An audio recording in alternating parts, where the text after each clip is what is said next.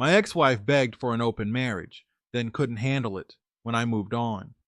Hello, true story. My name is Justin. Listening to other men's stories and realizing how much I related to them, I decided to finally put mine out there. If anything, I think it will show men that when a woman asks for something outrageous, like an open marriage, you don't have to beg. You don't have to compromise your dignity, and you don't have to live under her terms. You can make your own decisions and, in the end, come out happier. This one's long, but I need to tell it properly. How it all began. A reality TV love story. My ex-wife and I didn't meet the way most people meet. We met on live television. Yeah, a real dating show. One of those slightly trashy but entertaining ones they ran in the early 2010s. I'm not going to say the name of the show because I don't want people digging around and connecting dots, but just know that it was one of those setups where you're basically competing for someone's attention in front of cameras, producers, and a live studio audience. I was 27 at the time, she was 25, and we both thought it was fun and harmless. I had gone on the show mostly as a dare from a buddy of mine who thought I wouldn't make it past the first round.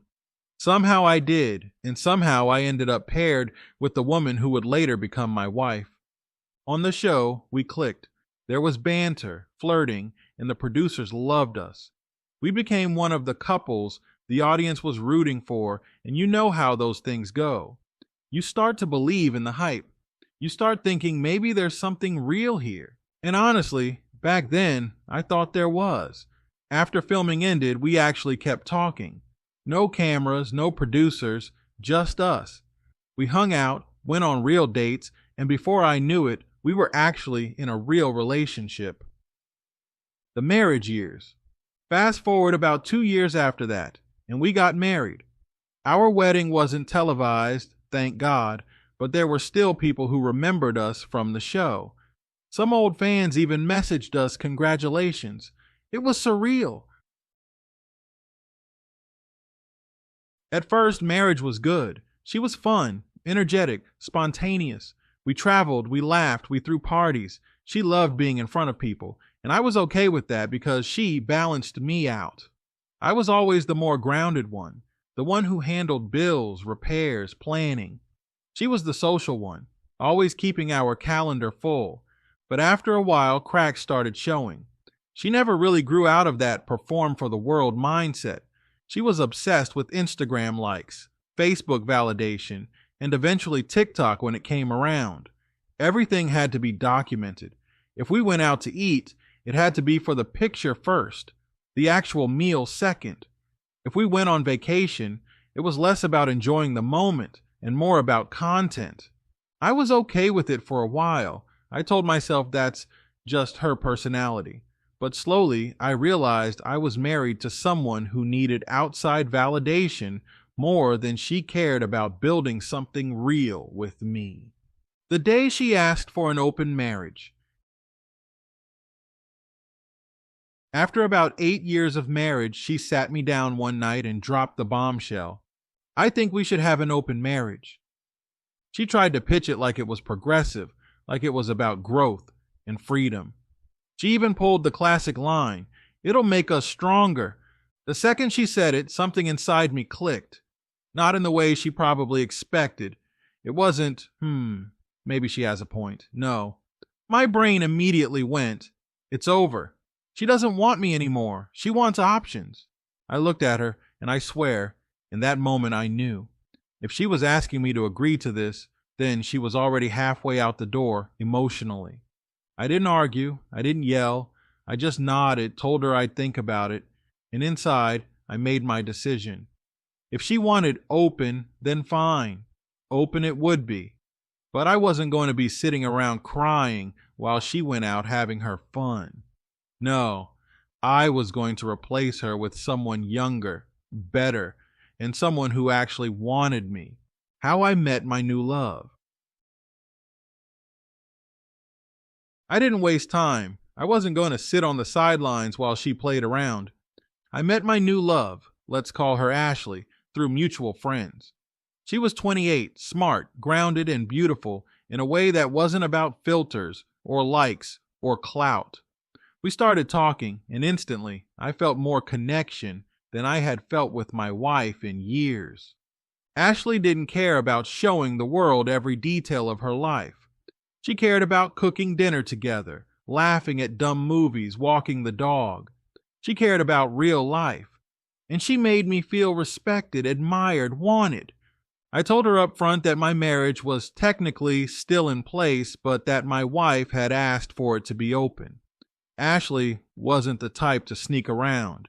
She told me flat out, "If you're serious about leaving, I'll be here, but I'm not gonna play games." That honesty made me respect her even more, so I filed for divorce. I didn't tell my wife right away that Ashley was in the picture, but she found out soon enough. My wife's meltdown. When she realized I wasn't bluffing, when she realized that I wasn't just reluctantly going along with her experiment, but actually leaving her, she lost it. I'll never forget the night she came home and saw me packing some of my things. She went pale. "Wait, you're actually leaving." I said, "You wanted an open marriage. I found someone who actually makes me happy." She broke down right there, screaming, crying, begging. Suddenly the open marriage was a mistake. Suddenly she wanted to close it. Suddenly I was the love of her life. Too late. The irony was painful to watch. She thought she'd have me sitting at home waiting while she tested the waters with other men. She never considered that I'd find someone better. When she realized she'd been replaced, it broke her. Her breakdown even postponed our divorce for a while because she was in no mental state to handle court proceedings. There were therapy sessions, medication, her family stepping in to check on her. Meanwhile, I was just quietly moving on, building a new life with Ashley. The divorce. Eventually, we did get divorced. It took longer than it should have because of her instability, but the papers were signed, and that was that. No kids, thankfully. No messy custody battles, just a division of property, some financial agreements, and freedom. I walked away lighter. She walked away bitter. Life after divorce. My ex spiraled. She ended up living in a trailer park, posting on TikTok like it was her personal therapy session. She plays the victim, telling anyone who will listen that I cheated on her, that I abandoned her, that I ruined her life. She conveniently leaves out the part where she begged for an open marriage. She never tells her TikTok audience that she was the one who introduced the idea of bringing other people into the marriage. Nope. To her followers, she's this poor little woman who was betrayed by her evil husband. And what's her life now? She's a cat lady with no real friends, surviving on attention from strangers online. Meanwhile, I'm happy, genuinely happy. Ashley and I have built something solid. We've been together 3 years now, and it feels like a real partnership. No pretending, no performing for the world, just us. Looking back, it still amazes me that we went from meeting on a live dating show, 2 young people being cheered on by an audience, to ending like this. 10 years together, married for almost 8, and it all crumbled the moment she decided her ego and curiosity were more important than her vows. She thought she was leveling up by asking for an open marriage. Instead, she downgraded her entire life. And me? I leveled up. If there's one thing I've learned, it's this. The moment a woman asks for something like that, don't argue, don't beg, don't negotiate. Just leave. Because what she's really saying is, "You're not enough for me anymore, but I want to keep you on the hook while I shop around." And no man deserves to be treated like that. Closing thoughts. So that's my story.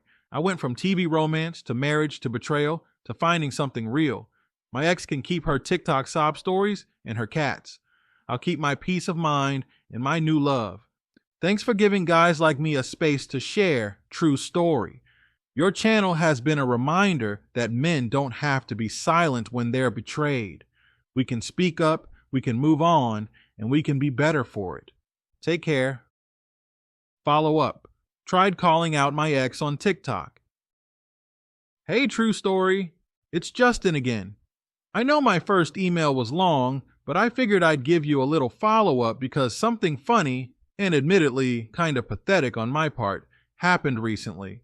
So remember how I told you my ex-wife sits on TikTok live streams playing the victim, acting like I ruined her life and she's this tragic character who has to live in a trailer with a bunch of cats?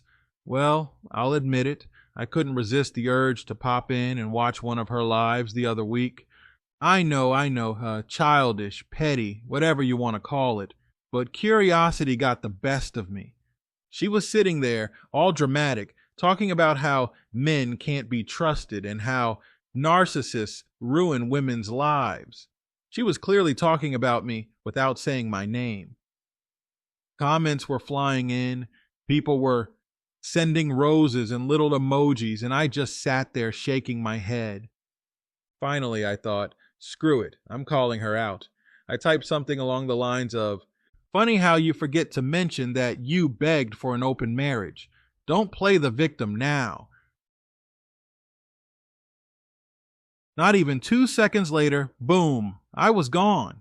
One of her little simp mods instantly blocked me. I barely even got the words out before I was kicked to the curb. I had to laugh.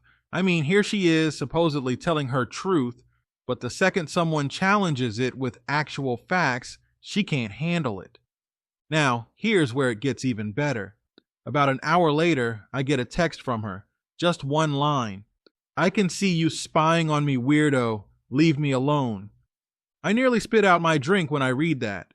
First off, if you're broadcasting your sob story live to hundreds of strangers, it's not spying when someone watches. That's literally the whole point of going live. Second, she acts like I'm obsessed with her, when in reality, it was just one slip of curiosity. And I'll admit it, I probably shouldn't have gone in there, and I probably shouldn't have tried to call her out. It was petty, it was childish, but man, it felt good for those 2 seconds before I got booted. Since then, I haven't gone back to her page. Lesson learned. She can have her echo chamber of sad people hyping her up while she rewrites history. Meanwhile, I'm over here living an actual life, not trying to convince strangers that I'm a victim. So yeah, that's the update. My ex-wife is still doing her little online performance, and I had my moment of weakness trying to expose her. It backfired, but at least it reminded me why I left her in the first place.